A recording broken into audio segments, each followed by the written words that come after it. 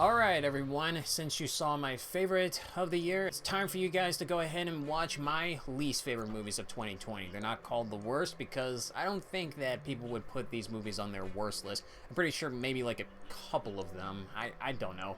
I don't know what they think. But these are just the movies that I have seen this year that I really didn't like. I don't always watch movies that are terrible because I know they're going to be terrible. I just like watching movies that I feel like would be interesting to look at or interesting to talk about, and if it turns out to be bad, then I would put them on this list because I don't like watching movies that I know are going to be awful. So that's the reason why you see this video titled My Least Favorite Movies of 2020. So let's go ahead and get started with my top 5 least favorite movies of 2020. Coming in at number 5 is going to be Mulan. Now this is a prime example of why this list is called least favorite and not worst of 2020, because Mulan isn't necessarily a horrible movie. It isn't even like one of the worst Disney remakes out there. It's got like really good shots in here. I mean, really good production design. I like that it keeps in touch with the ethnicity of Mulan. But what really makes this movie drag down for me is that with all of its talks of being like a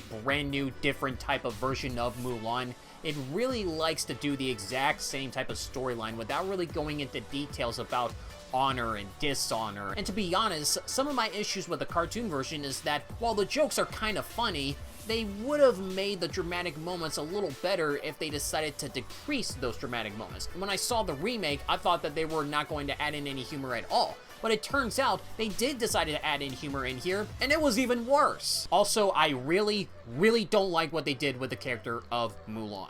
They wanted to take in the ideology of having female empowerment, but it doesn't have any common sense. It makes it feel like that we need to have women just feel like that they're women and be proud to be women, when really, the idea here, no matter who you are, it doesn't matter if you're a woman or a man, you can be a warrior as long as you follow these exact rules and work hard just as much as everyone else does. In this version, it seems like that it wants to remove Mulan's guards and have her hair wave around and make her feel like that she's just that powerful if she decides to embrace that she is a woman and be better than anybody else. That right there is just stupid and it makes no sense. Not to mention, there's some really bad line reading from these actors, especially the actress that plays Mulan. I mean, this movie wasn't terrible, but it definitely wasn't good, and I really didn't like it. Coming in at number 4 is going to be Fantasy Island. Now, there is a big gap between Mulan and Fantasy Island. This one is really bad. I can actually say this on why it's a little more on the bottom tier list.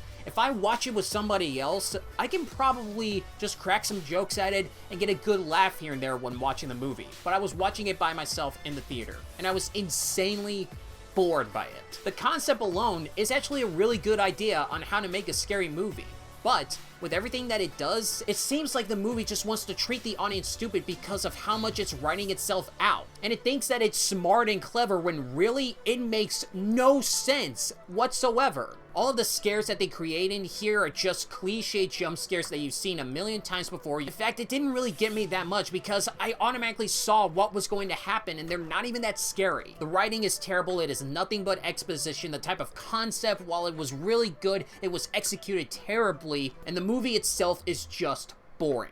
Number 3, The Last Thing He Wanted. You probably never heard of this movie before, and I wouldn't be shocked if you haven't heard of this movie at all, because it's a movie that's on Netflix, and I saw it because it had a really big cast in here. Anne Hathaway, Ben Affleck, Willem Dafoe, and I thought that this movie was going to be something really cool and epic. However, it really bugged me with what it was trying to do.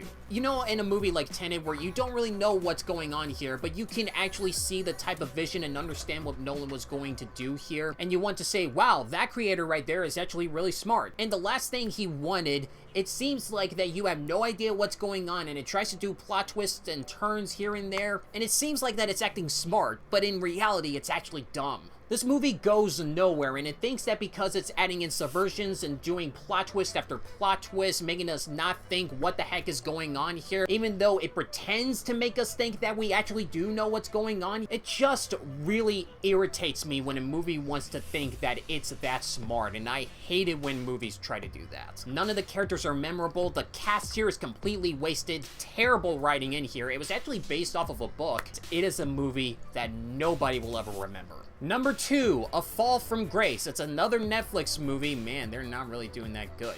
And this time, it's actually directed by Tyler Perry, a guy that I know can actually do something good with movies, and yet he has done something that is really bad in this one. I mean, come on, man.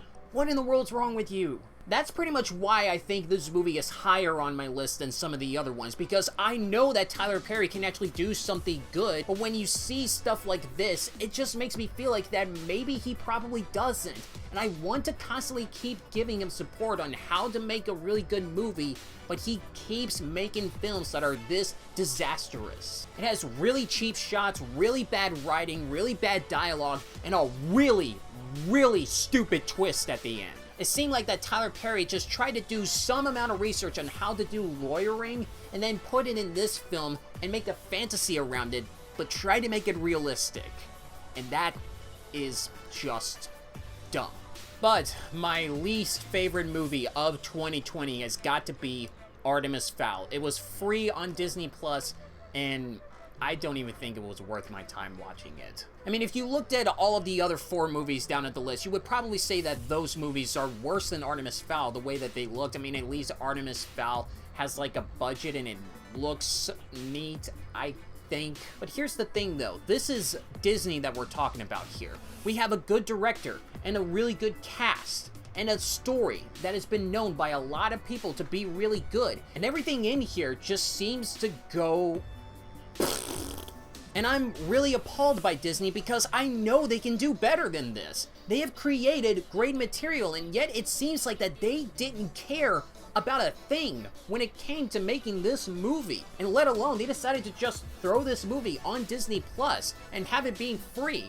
Like, as if they just didn't care. And that really got me upset because there is true talent in here and there should have been something good in this movie. This movie had horrible CGI effects. The directing in here felt like it went nowhere. The story just felt boring. It was all placed at one location. It was a boring movie that should have been exciting and really fun, and instead they made this hunk of garbage. What's wrong with you, Disney? And there you go, guys. Those were my least favorite movies of 2020. What were your least favorite films of 2020? Or would you consider them to be the worst movies of 2020? Do you actually watch movies that you know are going to be bad and just want to put them on your worst list of 2020? Well, tell me down in the comment section below and let's have a conversation about it. And like this video if you agree with what I say, or dislike this video if you disagree with what I say. I don't mind the dislikes. So that is it I have for today's video. Thank you guys so much for watching, and I'll be sure to see you in the next video.